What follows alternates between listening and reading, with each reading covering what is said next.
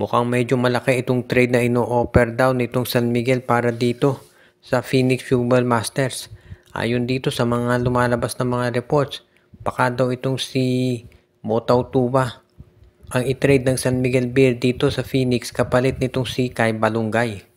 Isa lamang yan dito sa mga nakikita nating option na pwedeng gawin daw ng SMB, lalo na at gusto nilang makasiguro na yung kanilang darating na roster, una-una merong big man. Pangalawa, gusto nila na matiyak na hindi naman sila malulugi pagdating dito sa sabihin na nating pagpapabata ng roster. Dahil sa totoo lang, may edad na yung lineup ng San Miguel Beer. Halos lahat yan in their mid-30s na. So kung sasabay ka, for example, dito sa Rain or Shine at Converge at tatakbuhan yung lineup ng San Miguel, mahihirapan na silang mag-keep up dyan. Kaya mukhang hindi na ako magugulat talaga kung kukunin ng SMB itong si Kai Balungay. Medyo mabigat lang yung kapalit si Motaw Tuwa pero sa tingin ko sulit na yan para dito sa Beermen. At alam din naman ng San Miguel na itong Phoenix ay independent team so hindi yan papayag doon sa mga lopsided na mga trades. Kaya nga ngayon, itong si Coach Leo Austria pinag-aaralang mabuti kung tatanggapin ba itong ino-offer ng Phoenix Fuel Masters na Kai Balungay for Motaw Tuwa. If ever tanggapin niya ng SMB, sigurado na magiging mas malakas ang lineup ng Beermen. Dahil mahusay man si Tautua, syempre iba yung upside nitong si Kai Balungay dahil ito ay bata pa. At iyan ngayon yung talaga sabihin nating magiging major adjustment na gagawin ng Beermen kung sakasakali nga nakunin nila itong si Kai Balungay. At sa tingin ko naman itong ganitong klaseng trade mabilis din niyang aaprubahan ng PBA lalo na at independent team ang involved so ibig sabihin feeling nila hindi sila lugi.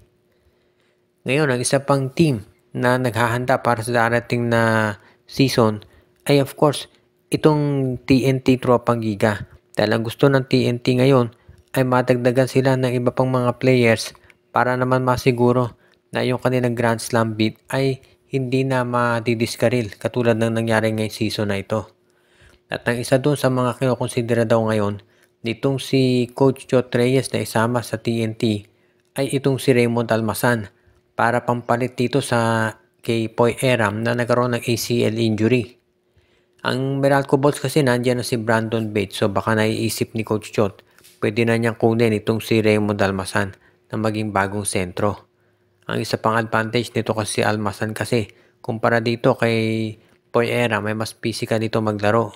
Medyo mas magaling lang si Eram pagdating sa 3-point shooting pero kung pag-uusapan naman natin ay yung husay pagdating dito sa depensa itong si Raymond Almasan talaga sabi nga nila can hold his own kahit doon sa mga iba pang mga matatangkad na PBA players. Kaya mukhang nababagay talaga itong pagkuha ng Meralco ng TNT dito kay Almasan. Ngayon kung sino naman yung pwedeng ipalit magkakaroon niya ng 3-team trade sigurado dahil sister teams ang Meralco at TNT.